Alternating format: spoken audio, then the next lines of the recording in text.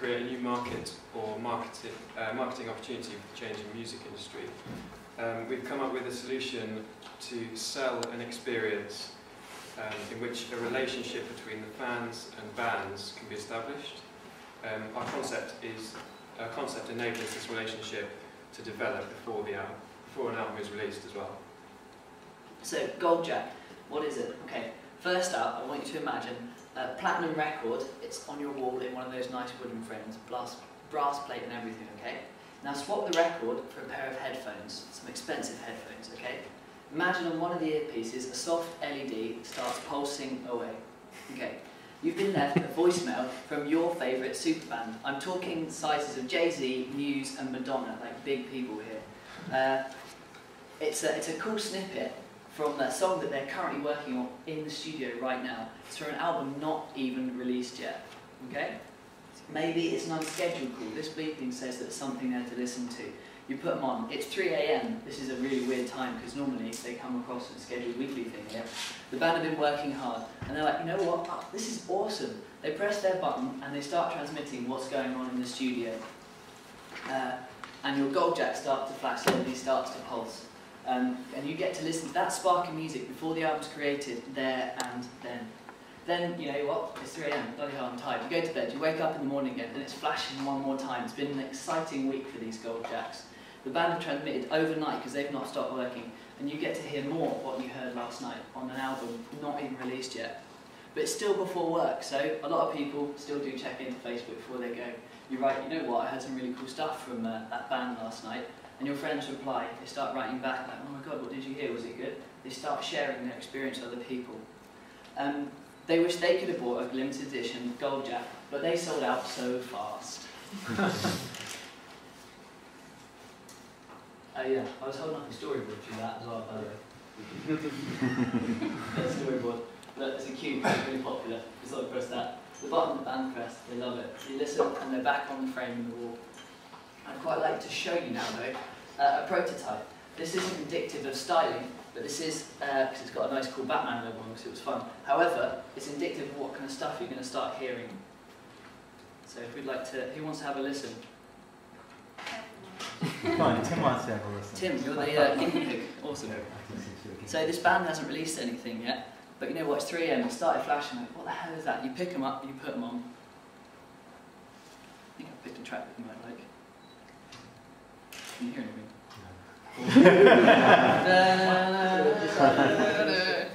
Can you do them? No, I can't. Ah. Isn't that exciting? No? Yeah, it's 3 AM. It's like from the track. The album's not even out yet. They're not releasing it for another 8 months, but you're getting to hear a riff they're just laying down. They think it's got a bit of spark. They like it. Okay? Would you like to pass it around? Yeah. So you're sitting there. They start flashing. Anyone else like to have a little listen? David Band's playing. It needs to be someone with a narrow head. Yeah. Narrow head. I think your head's fine. You'll be all right. There you go. Can you hear them playing?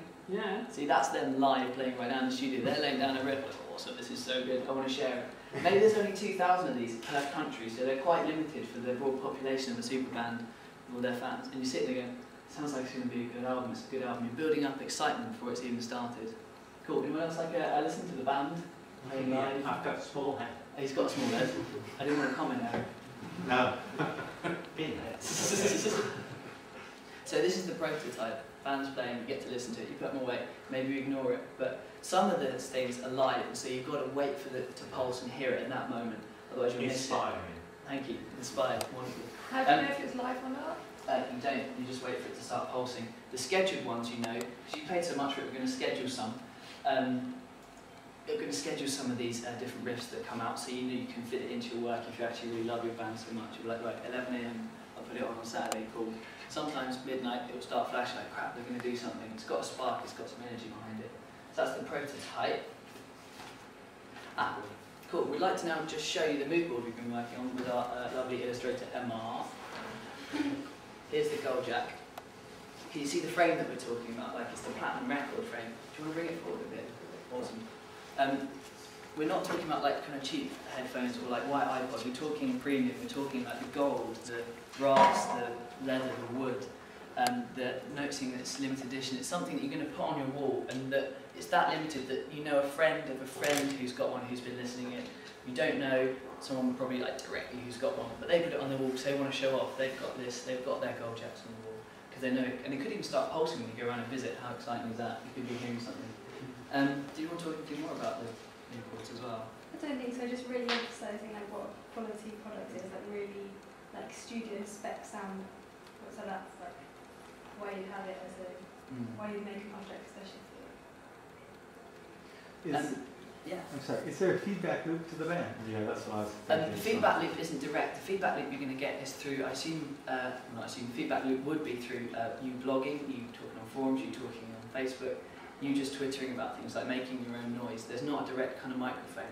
We felt like that would just detract from the main offering of you getting to listen to something cool.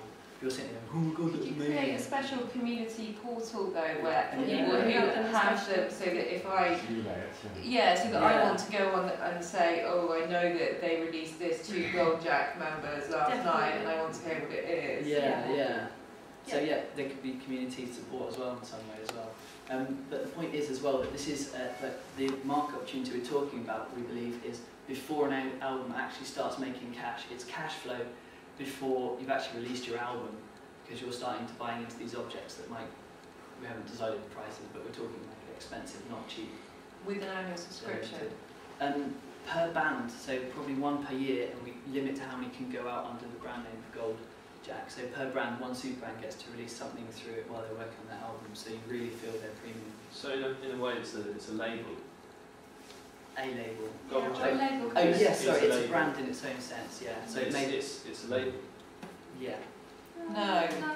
Oh, right, no, so it's bought by It's them. a distribution mechanism Yeah. for a label. Right. It's Yeah. a format for distribution. So in much the same way that you've got like limited edition gold vinyls and things that you have, like hardcore fans have them on their walls and things. This is almost like a step up in terms of formatting. That's sort of how we were treating it. What are they attached to? The wall. Oh, And how did it work kind of way? Yeah. Sorry, yeah. So we've got the technology, we didn't go too far spec in it because it could be irrelevant, it could change. But the idea is you pick up some sort of Arduino board that has some, maybe a 3G connection, you stream it, because audio is only quite thin to stream anyway. So maybe you stream it through one earpiece, maybe the transmitter's in here and you plug it into the wall to listen to it, maybe you make them wireless. Yeah, that's how we think we transmit. Okay, That's where we stream to. final comments, questions? Yeah, any questions? Or what questions? Do you like it? Do you not like it? Do you wish you had one already? The thing that keeps coming to my mind, just Yeah, because, is that people could have hacked the last thing and people can hack this thing. Yeah, yeah. So will people not hack this thing? I mean, are these things just going to get written off by hackers?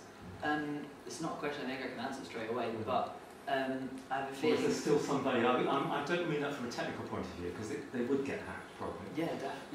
But is there still something about this that would survive the hackery? I think it's the nature of the physical object and the fact that it is, something which you have on your wall. It flashes.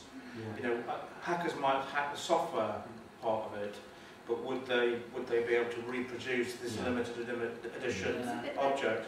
That's a different question. Massive fans spend £300 on a gold disc from their band, and that doesn't do anything. And you can listen to the album and you can have the album artwork. And the gold disc doesn't do anything more than that. Absolutely wouldn't it nice.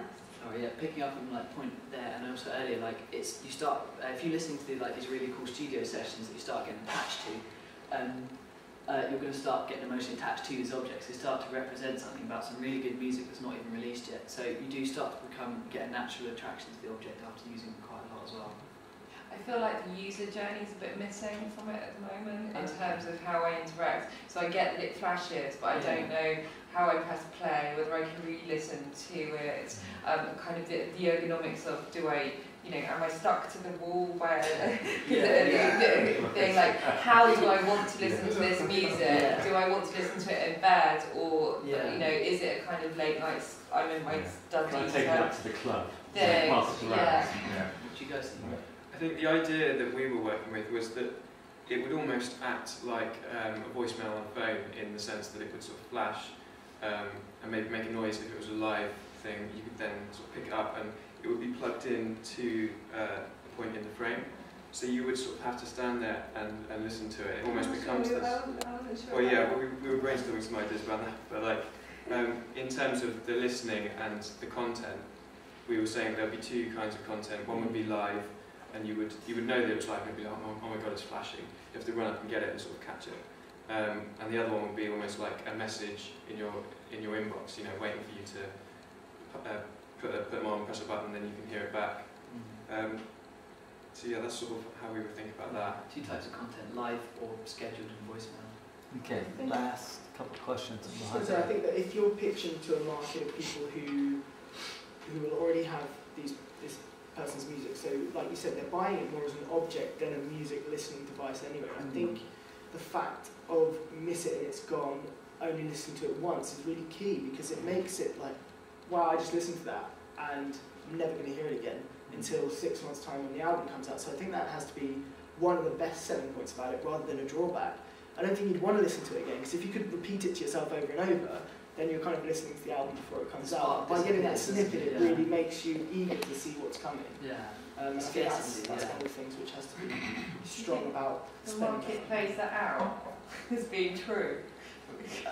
That if people are spending lots of money on these things, I suspect there will be some kind of, well actually I paid lots of money for this. I want to hear the thing about it. I quite enjoyed the scarcity of it. Yeah. Well, isn't that something that this project is challenging, our perception of value in the music marketplace? And maybe you shouldn't be able to listen to it. Your paradigm is the old model that's not working. It's gone back. And is that I mean, you go to a live concert for that very reason. And actually what you're doing, what you're trying to say is you're listening to something live here and now. So in that sense, I think it's kind of a way of extending the live music, isn't it? Yeah. You can only hear it at the here and now, and if you miss it, tough. It's the value of the spark, I keeps going back to it, like the thing that just happened there and then, the creativity. Yeah. Okay, we have to stop.